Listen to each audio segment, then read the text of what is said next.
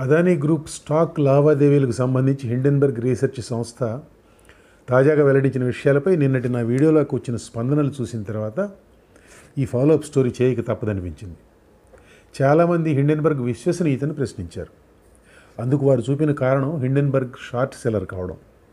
ఈ short selling అంటే ఏమిటో చాలామందికి తెలిసి ఉండకపోవచ్చు. దాని గురించి ముందు వివరించి తర్వాత మిగతా విషయాలు ప్రస్తావిస్తాను. షార్ట్ సెల్లింగ్ అనేది స్టాక్ మార్కెట్లో జరిగే ఒక లావాదేవీ. ఇది పూర్తిగా స్పెక్యులేషన్పై ఆధారపడిన కార్యక్రమం. ఫలానా కంపెనీ షేర్ల ధరలు ఫలానా సమయానికి పడిపోవచ్చిన అంచనాతో నేను ఆ కంపెనీ షేర్లు కొని స్టాక్ బ్రోకర్ నుంచి తీసుకొని మార్కెట్ ధరకు విక్రయిస్తాను.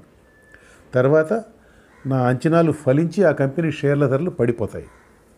పడిపోయిన ధరకు మళ్ళీ అన్నే షేర్లు కొని ముందు ఎవరి దగ్గర నుంచి తీసుకున్నానో వారికి అప్పచెప్తాను. ఉదాహరణకు ₹200 ధర ఉన్నప్పుడు 100 షేర్లు తీసుకున్నాను అనుకోండి. వాటిని అదే ధరకు విక్రయిస్తే నా దగ్గర ₹20,000 ఉంటాయి. తర్వాత ఆ షేర్ ధర ₹50 పడిపోయింది అనుకోండి. ఆ ధరకు 100 షేర్లు కొనాలంటే నాకు ఖర్చు అయ్యేది ₹5,000. అంటే ఈ లావాదేవీలో నాకు ₹15,000 లాభం వచ్చింది. సింపుల్గా చెప్పాలంటే ఇది షార్ట్ సెల్లింగ్. ఇందులో రిస్క్ కూడా చాలా ఉంది.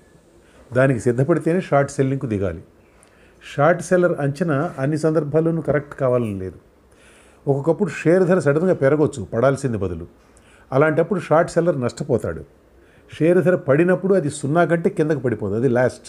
అంటే షార్ట్ సెల్లర్ లాభం తాను ఏ ధరకు షేర్ అమ్మాడో దానికన్నా ఎప్పుడూ మించదు. కానీ షేర్ ధర పెరిగితే దానికి పరిమితి ఉండదు, పెరుగుదలకి ఎంతన్నా పెరగవచ్చు. అంటే షార్ట్ సెల్లర్ నష్టపోవాల్సి వస్తే దానికి పరిమితి ఉండదు. అర్థమైంది కదా? ఇప్పుడు మళ్ళీ హిండెన్బర్గ్ దగ్గరికి వెళదాం వెనక్కి. సెబీ చైర్పర్సన్ మాధవిపురి బుచ్, ఆమె భర్త ధావల్ బుచ్ వారిద్దరు లావాదేవీల గురించి వెల్లడించిన ప్రకటనలోనే హిండెన్బర్గ్ సంస్థ షార్ట్ సెల్లింగ్ డిస్క్లైమర్ కూడా ప్రకటించింది. ఈ డిస్క్లైమర్ అంటే ఏమిటంటే తాము షార్ట్ సెల్లింగ్ చేస్తామని ఇప్పుడు వెల్లడిస్తున్న విషయాల ఫలితంగా తాము లాభించే అవకాశం ఉందని ముందుగానే మనల్ని హెచ్చరించడం. ఇక్కడ మనం గుర్తుపెట్టుకోవాల్సిన విషయం ఏంటంటే షార్ట్ సెల్లింగ్ అనేది నేరం కాదు. ఇది పూర్తిగా చట్టబద్ధమైన వ్యవహారం. దాని నైతికతపై సందేహాలు ఉండొచ్చేమో కానీ దాని చట్టబద్ధతపై సందేహాలు ఉండక్కర్లేదు.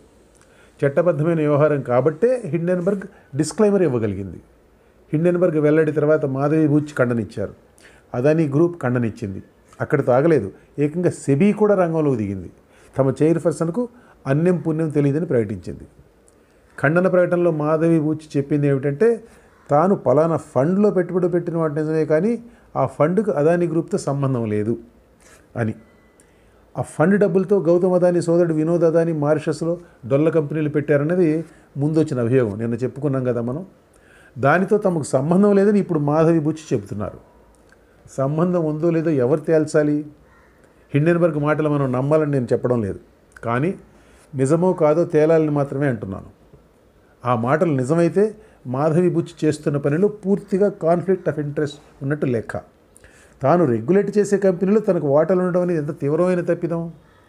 అంతకు మించిన కాన్ఫ్లిక్ట్ ఆఫ్ ఇంట్రెస్ట్, ప్రయోజన వైరుధ్యం ఏమన్నా ఉంటుందా? ఫండ్లో డబ్బులు పెట్టిన మాట నిజమే కానీ అదానీ గ్రూప్తో సంబంధం లేదని అన్నమాట మనకు ప్రామాణికం ఎలా అవుతుంది?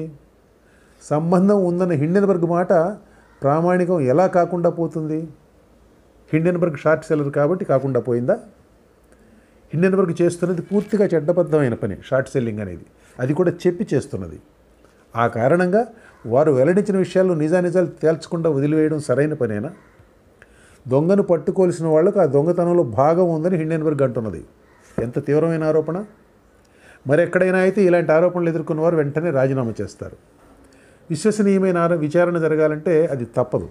కానీ బీజేపీ స్పందనలు చూస్తే మాధవి రాజీనామా చేసే అవకాశం ప్రస్తుతానికి కనబడడం లేదు. ఇండియా ప్రగతిని అడ్డుకునేందుకు విదేశీ శక్తులు చేస్తున్న కుట్ర ఇదంతా అని బీజేపీ నేతలు వ్యాఖ్యానిస్తున్నారు. గతంలో ప్రధాని ఇందిరాగాంధీ కూడా ప్రతిదానికి విదేశీ హస్తం అంటుండేవారు. ఇప్పుడు దేశాన్ని పాలిస్తున్న బీజేపీకి గౌతమ్ అదానీని ఎవరైనా ఏమన్నా అంటే అది ఇండియాపై కుట్రలాగా కనపడడం మొదలైంది. ఎప్పుడో క్రీస్తు పూర్వంలో పుట్టిన ఒక మాట చెప్పి ఈ వీడియోలాగా ముగిస్తాను. Caesar's wife should be above suspicion.